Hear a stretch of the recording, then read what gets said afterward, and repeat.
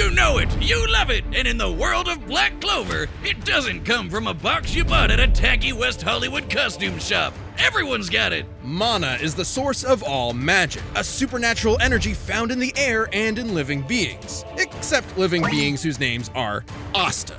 Not only was the young Asta an orphan abandoned by his mother at a church as a baby, he was born with a mutation that prevents him from having any mana to speak of. Well, neither do I, and you don't hear me crying about it. Yes, you do, all of the time. But Asta had a dream. Despite his lack of magic, he and his best friend Yuno promised each other one of them would rise to the throne of the greatest military position in the land, the Wizard King.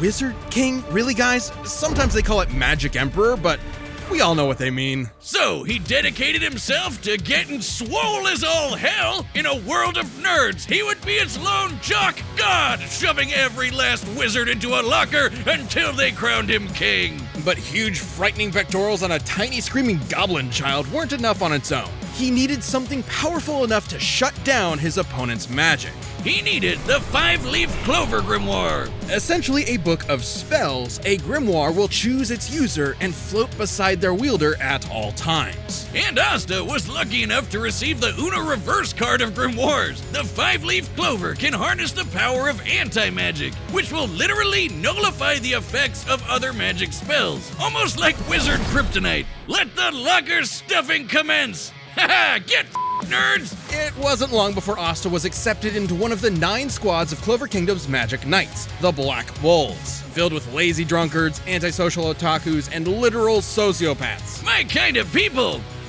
Mostly. But much like with Asta, you shouldn't judge a grimoire by its cover. And soon they were all working together and kicking ass like a family should. Asta harnesses the power of anti-magic by summoning swords imbued with it from the grimoire.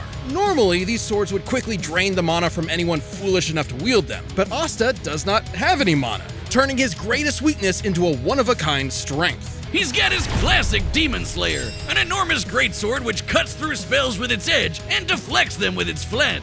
Or the Demon Dweller, which can also absorb and copy magic, then toss it right back to sender. I think my personal favorite is the more complex Demon Destroyer, which severs the relationship between a spell's cause and effect, countering the effects of its magic. This could result in anything from healing a village that was inflicted with poison to preventing reincarnation. Yeah, okay, some of these can get a little heady. I personally prefer keeping it simple, like using anti-magic telekinesis to surf on your sword through the sky. Anti-magic telekinesis? Wouldn't that just be magic? Magic telekinesis? What makes it different? Duh, Wiz, it's anti. Can't believe you're this far into the episode and you're still not getting it.